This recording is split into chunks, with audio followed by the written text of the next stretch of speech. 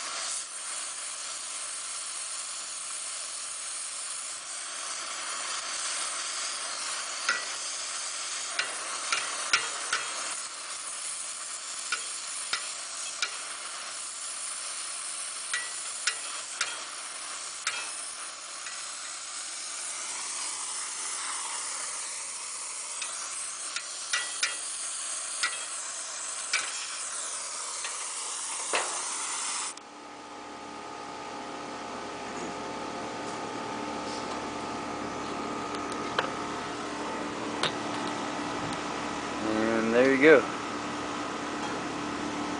Ready to pop it out and pop the new one in. New compressor's in place. Got the pipes back where they need to go. Just need to turn the nitrogen back on and braise her in. And just from the last little clip, wear safety glasses when you're doing anything like this. You saw when I took out the discharge line, had a big puff of smoke and stuff.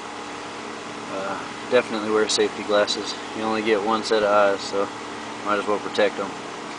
I've had it on, not on a scroll, but on a recip compressor where the discharge line is at the bottom and it 90s up.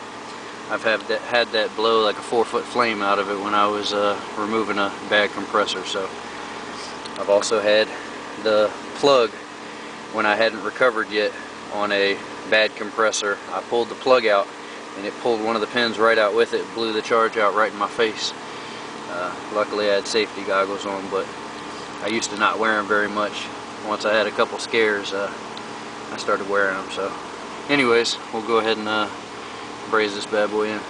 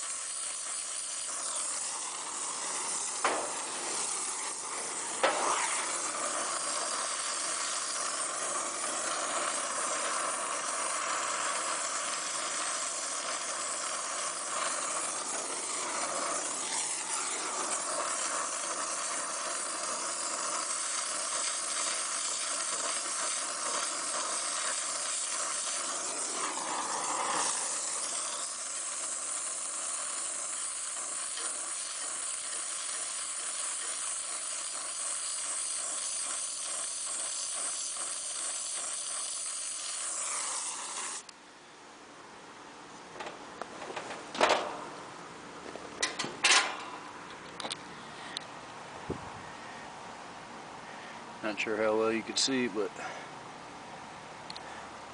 there you go. Braised in. I have to double check with the mirror, make sure I got the bottom, especially on the suction line, because that tip I had on my torch is pretty long. So we'll double check that and pressurize it. Now here she is, all cleaned up. My camera will focus. Focus. Oh well, you get the idea. Not the best braises in the world, but they're pretty good. As you might have been able to see when I braise, I start the heat at the top, and I put pretty much all my braise at the top and just walk it around to get the bottom. I don't follow the braising rod around with the joint. Normally, sometimes I do. On easier solder joints like these, I just pretty much put what I need on the top and run it around from there. So that's how I do it. But we're holding pressure right now, so I'll wait a few minutes and I'll take it off pressure, put the new filter dryer in, and we'll be on a vacuum. Alright, old dryer's out, new dryer's in, got the nitrogen flowing, just got a braiser in, and saw I pressure tested and everything before I cut out the dryer.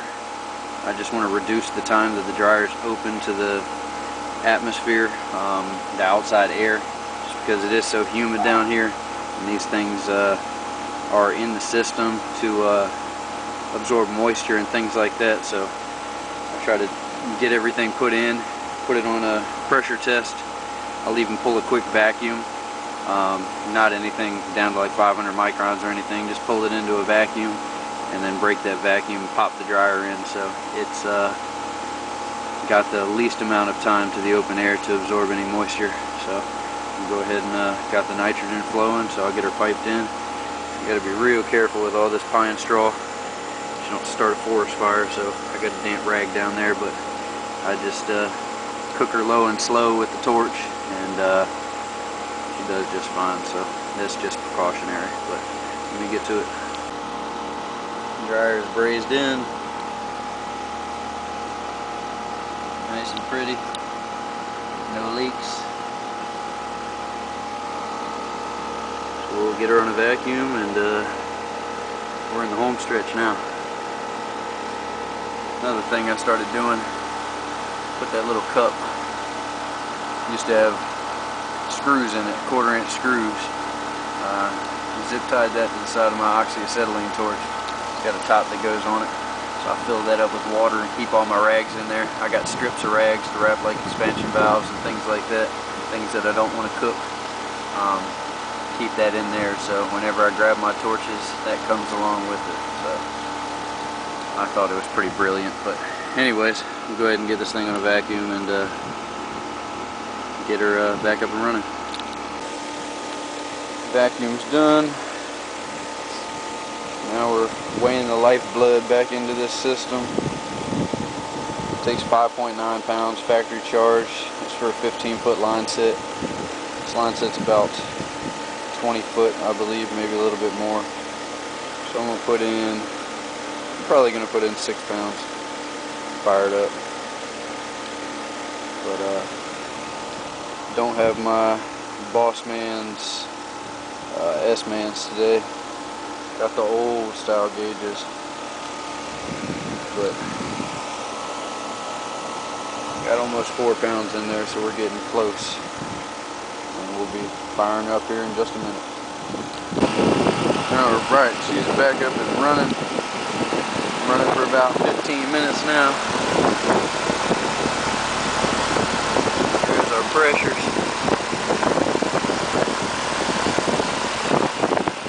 Liquid size converting to about 106 and 94, almost 95, so we got about 11 degrees of subcooling. And you see our subcooling right there is 12, so we are just about perfect. So we're gonna pack it up and get on out of here.